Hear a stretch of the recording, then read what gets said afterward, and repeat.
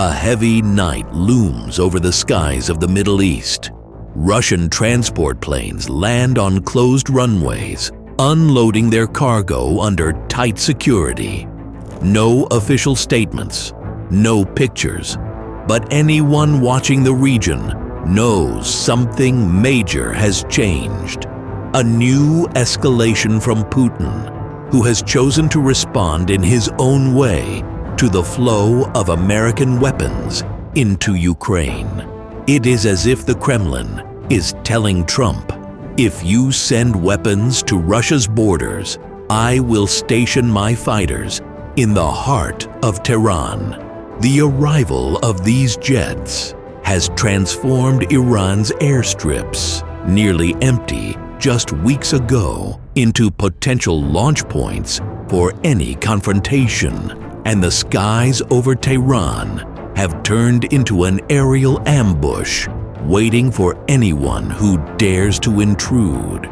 So what is the story of this Russian squadron that Putin has planted in Iran? How did it throw off Netanyahu's and Trump's plans to strike Iran's nuclear facilities and put Tel Aviv into an unprecedented state of anxiety? We reveal many secrets and details about the Russian squadron that has arrived in Iran. Stay with us until the end of the episode. And don't forget to like the video so it reaches as many people as possible who are following what's happening in the skies of the region. Iran MiG Squadron under the microscope. After weeks of speculation about Russian movements, MiG-29 fighters have appeared on Iranian runways.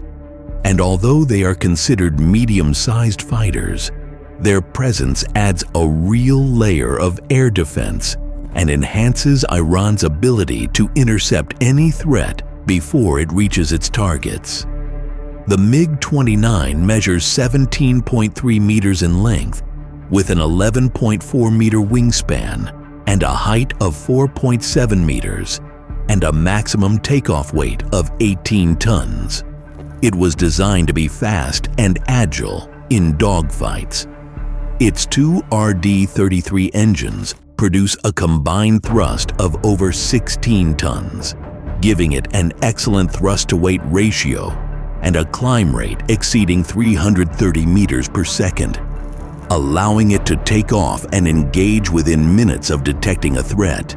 Its maximum speed reaches Mach 2.2, and its service ceiling is 18 km, enabling it to intercept attacking aircraft before they penetrate deep into Iranian airspace.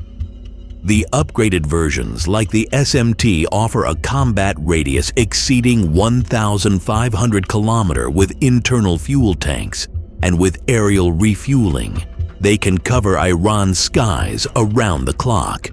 When it comes to sensors and combat systems, the Iranian MiG-29 relies on an active pulse Doppler radar, the Zuk-ME, which provides detection ranges of about 120 km against a medium radar cross-section target, with the ability to track more than 10 targets simultaneously and engage several of them at once. Alongside the radar, the MiG-29 is equipped with an IRST, infrared search and track system, allowing it to detect targets based on heat signatures without turning on the radar, an important advantage for engaging stealth aircraft or those operating in radar silent mode. If Iran's aircraft are older variants, they would be fitted with the conventional N019 radar, offering a detection range between 50 and 70 km, making them more limited against advanced Israeli fighters, but still a real obstacle to any surprise strike, especially when supported by a ground-based air defense umbrella. Iran's MiG claws. The MiG-29s delivered to Iran are not just numerical reinforcements. The real threat begins once they are armed with long-range air-to-air missiles. Some reports indicate that these jets might be fitted with the Russian R-37M missile or its equivalent, a weapon with a range of over 300 kilometers and the ability to engage high-speed, high-altitude targets. If such a weapon has indeed been delivered to Iran, it would mean that any Israeli aircraft heading toward Iran's heartland could be engaged while still flying over neighboring countries or even over the sea. Following that comes the well-known R-77 missile, with a range of up to 100 kilometers and active radar homing guidance that enables the pilot to fire and then immediately maneuver. The so-called fire and forget capability. For Israel, this weapon is dangerous because it forces its pilots to take early defensive action and alter their formations before even entering Iranian airspace, reducing the accuracy of the strike and increasing their exposure to radar detection and ground-based air defenses. The backbone of medium-range engagements remains the R-27 missile family, with ranges from 40 km for the infrared variant to 90 km for the extended range R-27ER version. These missiles use either semi-active radar homing or infrared seekers, making them useful for silent engagements or for forcing attacking formations to maneuver before releasing their munitions. Together, this missile arsenal allows the MiG-29 to cover multiple layers of Iranian airspace, from very long-range engagements that can stop the raid before it begins, to medium-range battles that break up attacking formations, down to close-range dogfights that turn Tehran's skies into a deadly trap. For Israel, this means any strike would no longer be a quick, surgical raid, but rather a gamble that could turn into an air attrition battle with significant losses. The dark side of Iran's MiG-29s. While the arrival of the MiG-29 enhances Iran's ability to defend its skies, this fighter is not without limitations. The first challenge for Iranian pilots is the age. Many MiG-29 airframes date back to the 1980s, although upgrades like the SMT have improved the cockpit, radar, and range.